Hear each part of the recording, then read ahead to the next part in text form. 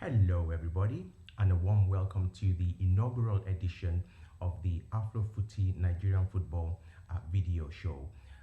Those of you who have been following my blog, you would already have read some of my articles, but this is the first time I'll be committing my thoughts into a video on the Afro Footy platform.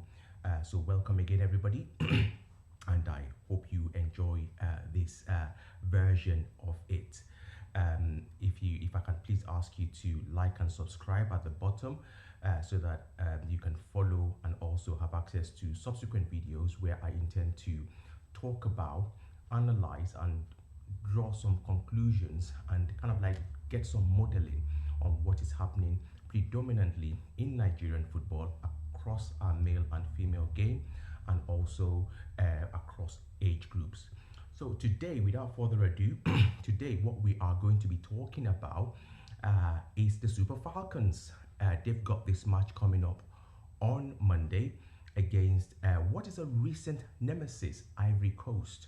If you recall, Ivory Coast knocked the Super Falcons off course from qualifying for the Olympic Games, and that is still very much fresh on the memory.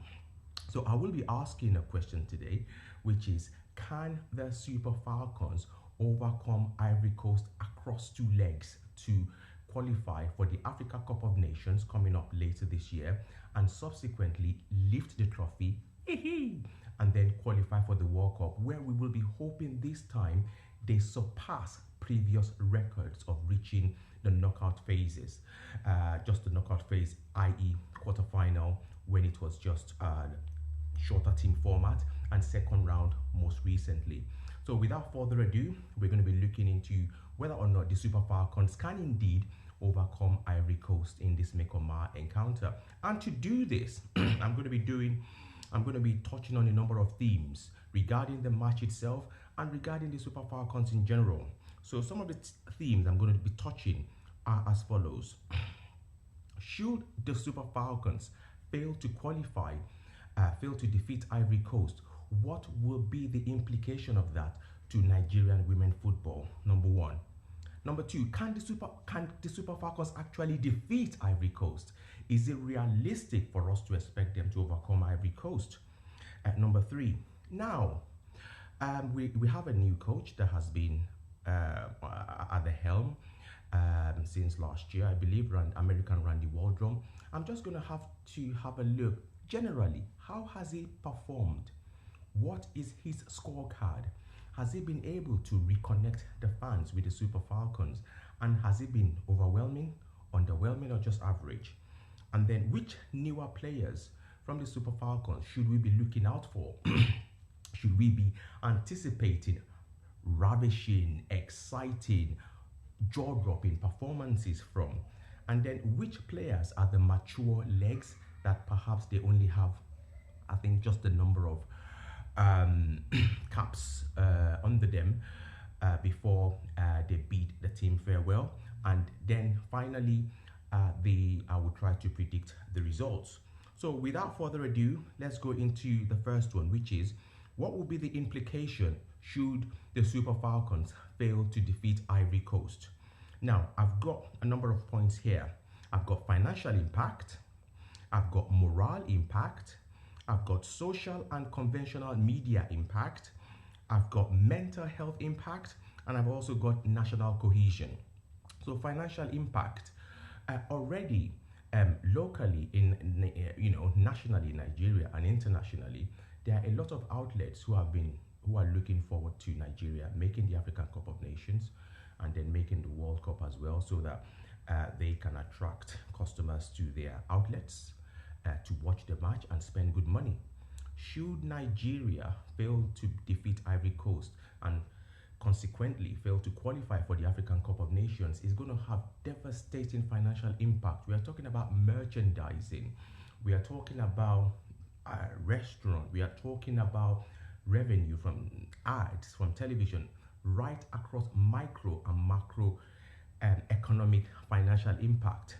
A lot is riding on the Super Falcons to really deliver the goods, dispatch with Ivory Coast, and then ascend Nigerian women football to greater heights by going to the African Cup of Nations and doing well, and going to the World Cup to break new grounds. Now, moral impact. Recently, the Super Eagles, quite sadly, crashed out of the African Cup of Nations for Men after such a swashbuckling, rambunctious, exciting, promising group stage encounter, only for it to end in a damp squib by crashing out against Tunisia. It is not a stretch to suggest that a number of fans are still hurting from that. I mean, the positive to take out of that is the brand of football played by Eguavoen and his team was heartwarming, was creative. You could buy into what they are trying to do, and you feel invested in the direction in which the team is going. So there are positives to take out of that, but the morale is still a bit low at the moment. And if that is then to be immediately followed by the Super Falcons crashing out of qualifications, that would not be good at all. Social and conventional media. I'm on social media at the moment, looking forward to this match, having my preview, and then having reviews, and hopefully we'll be having guests in subsequent episodes in conventional media as well, on television. There will be so many programs anchored, so many shows, so many sporting segments dedicated to this. And when the football is on, it's exciting. Should the Super Falcons fail to overcome Ivory Coast, it's going to have a detrimental effect on media, social and conventional, when it comes to ratings, when it comes to content, and when it comes to filling a particular void which will be created by the absence of Nigeria in that tournament. Mental health impact. We all know that football makes everybody happy. So when the Super Falcons are in the tournament, doing well, demolishing every team before them, raising the standard of the football of Nigeria to new levels, and bringing that pride, it positively affects the mental health of the nation and Nigerians in diaspora. Should the Super Falcons fail to overcome Ivory Coast, that would not be so good, if I may say that. National cohesion. We all know, definitely, when Nigeria are playing, when any of our national team are playing, then we forget who we are.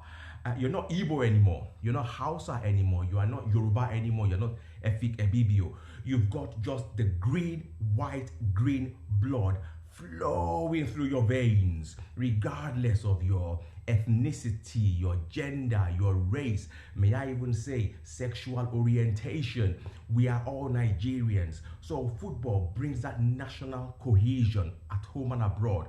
Should the Super Falcons fail to qualify, that would be an opportunity lost to also forge that cohesion or make it stronger.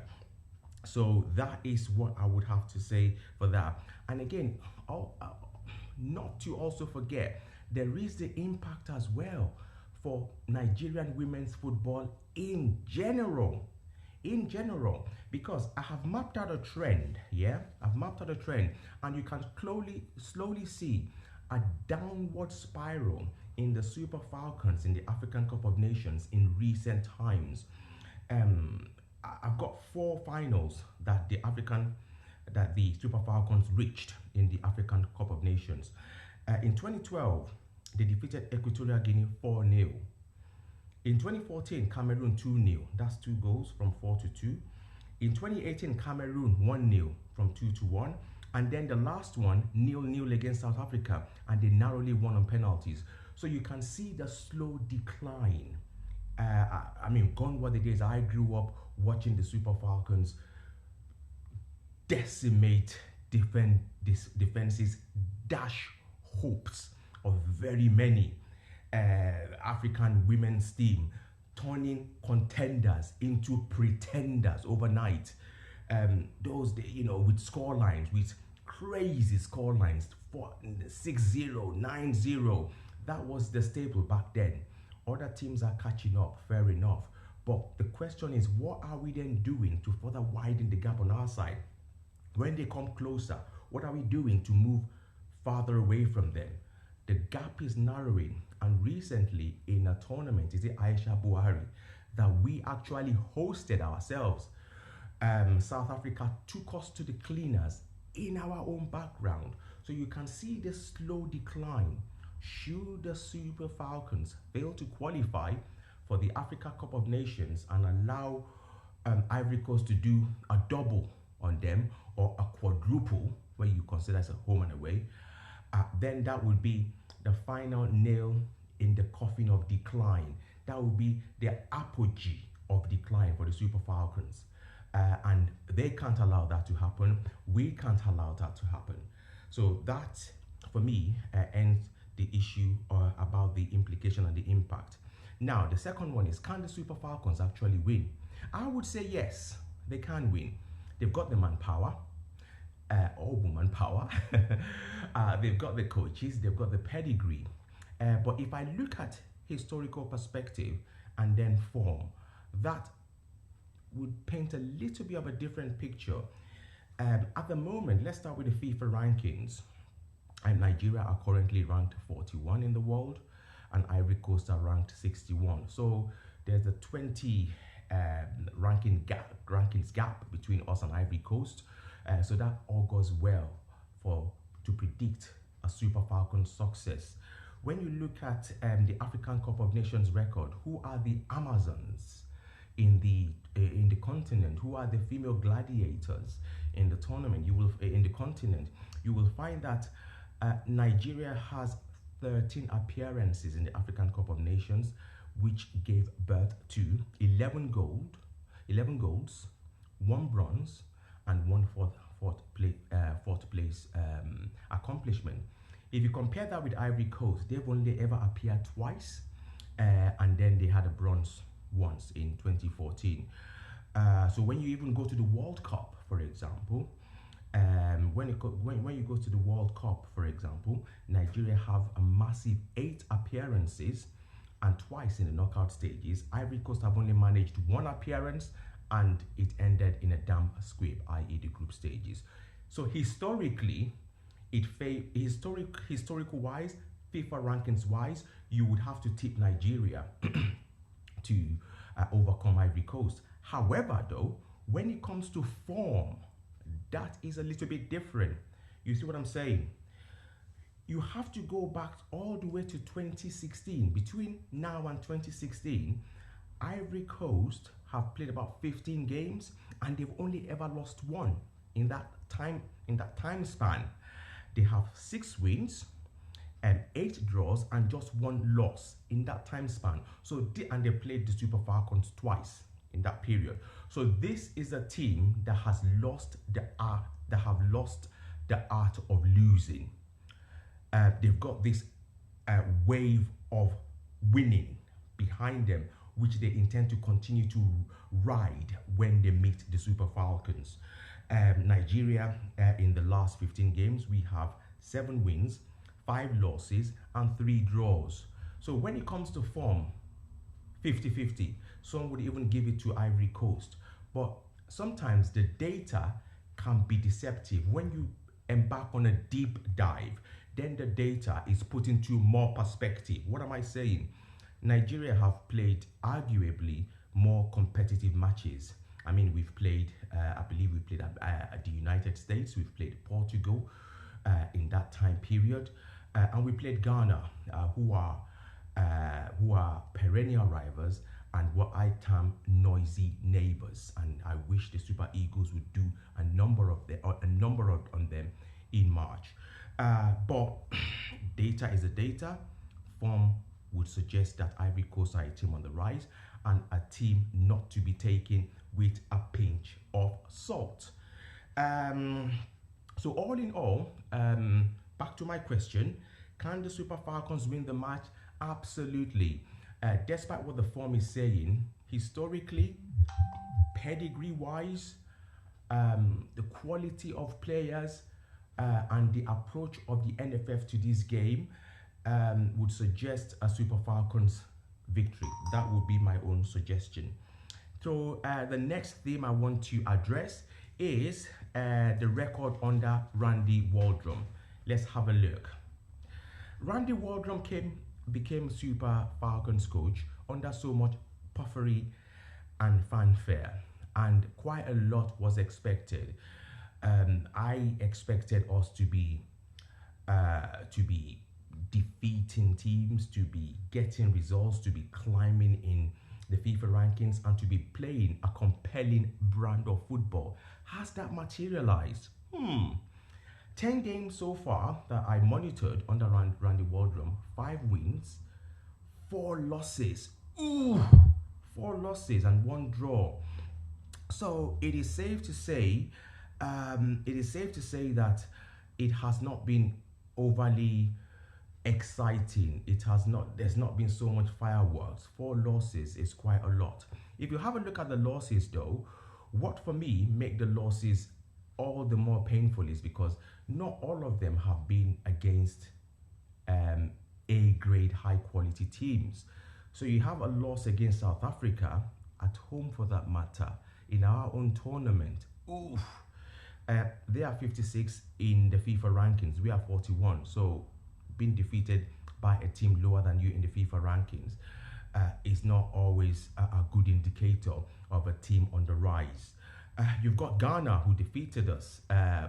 We still managed to qualify because of aggregate scoreline, but a win is a win. They defeated us. They are 57 in the FIFA rankings. We're 41. You have Jamaica, who also defeated us, 51 in the FIFA rankings. And then you have Portugal. Fair enough.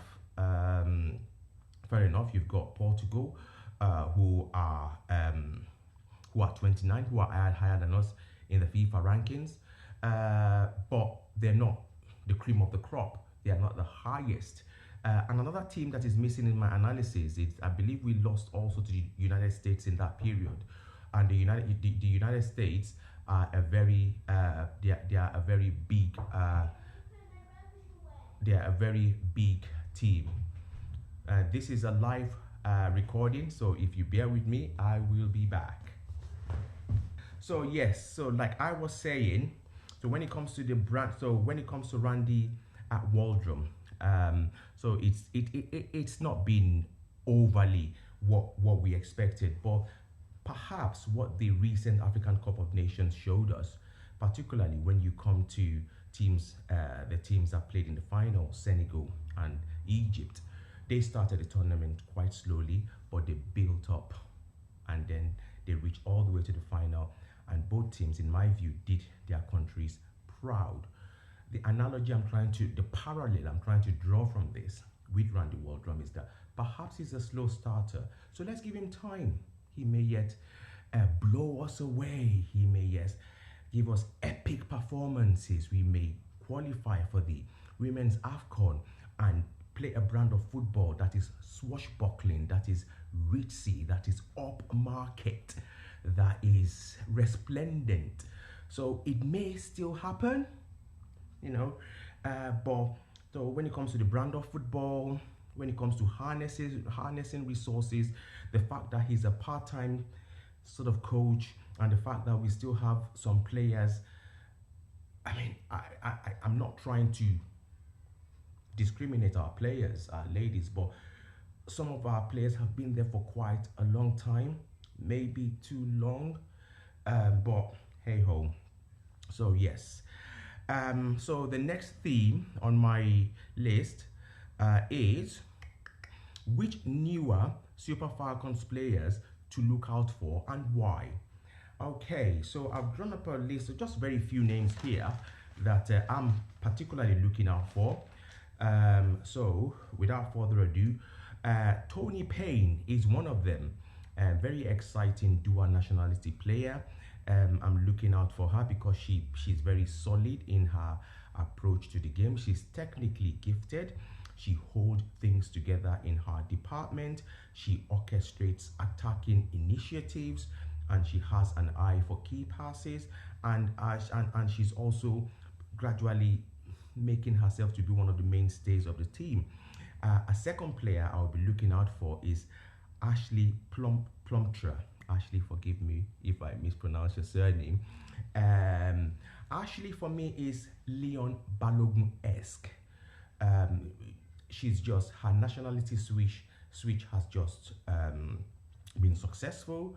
Apparently, she was very passionate and she really um, drove that process in a manner that it may not have been successful that quickly if not for her own desire and her own passion to see the process through and represent her father and motherland. You have to be proud when you read the story behind how passionate she is to represent Nigeria. When it comes to a footballer, yes, she's just an exciting defender. She's got the vision to see the pitch. She's also got neat interceptions and tackles. She's poised and she's polished and she plays with this elegance and grace. She almost glides and walks across the stage. Nigeria has a coup there. It is to have been able to snap her from the jaws of England. It's a major coup, and I believe that she's going to be solid defensively for Nigeria for many seasons to come. Another player I'm looking out for is Uche Nakanu, a former youth international. Very exciting, very vibrant, always looking to sniff out the opportunity, always looking to punish defenders, always looking to put Nigeria on the front foot. And then, lastly, the goalkeeping department. Who is it going to be? Is it going to be Tochukwu Oluweyi or Chiamaka Nnadozie? Quite interesting, actually. Tochukwu Oluweyi, when you look at her as a goalkeeper, she has this presence about her, this positional discipline, and she's quite astute and she's very focused. I'm envisioning, the games I've seen her keep for Nigeria, and she's very focused and she doesn't like to be beaten, so she does everything, and she's very mature as well. But at the time when she was going to cement her position, all of a sudden, from almost nowhere came Chiamaka Nnadozie, who combines youthful exuberance with goalkeeping maturity, way, way, way beyond her years. She is very well composed. She almost strikes fear to the heart of attackers. She's positionally disciplined. Her catching, punching, parrying are very compelling and very, what's the word I'm looking for? Are very compelling and are very competent, even over competent. So for me, it's always a case, who is it going to be between both of them? But the beauty about it is, whichever of them is going to be, the goalkeeping department of the Super Falcons is in safe hands. They are both exciting. They both bring different interpretation to the goalkeeping role. Very fascinating ladies. Now, it then brings me back to my next theme, which is which of our players are mature. I remember watching is it 2016 or 2017 Awfcon? I can't quite remember now, when we played Cameroon, and my observation was that a good number of our players perhaps were a little bit fatigued, maybe because they are mature, and perhaps the Super Falcons could do with fresher legs. There are a lot of faces that we've seen, and we respect so much what they have done over the years, but perhaps it might be right for them to start having a transition plan. And some of these players, for example, you have Onome Ebi, brilliant Super Falcons lady. You couldn't speak highly of her. Rita Chikwelu, a stalwart in our midfield. You've even got Odega and Operanozi, ravishing, fantastic, resplendent, quality, long-serving, patriotic strikers who at this stage can't go on forever, and they are just some of the few legs I see are the mature ones who perhaps transition planning would not be such a bad idea. And then my last theme for today, in this my inaugural Afro Footy video program on Nigerian football, the scores. I will predict a first leg win for Nigeria, 2-1, and then second leg 0-0, and Nigeria wins on aggregate. Thank you very much, everyone, for putting up with me and for bearing with me in this program, the inaugural edition. Please like and subscribe. I wish the Super Falcons good success and enjoy the match, everyone. Bye.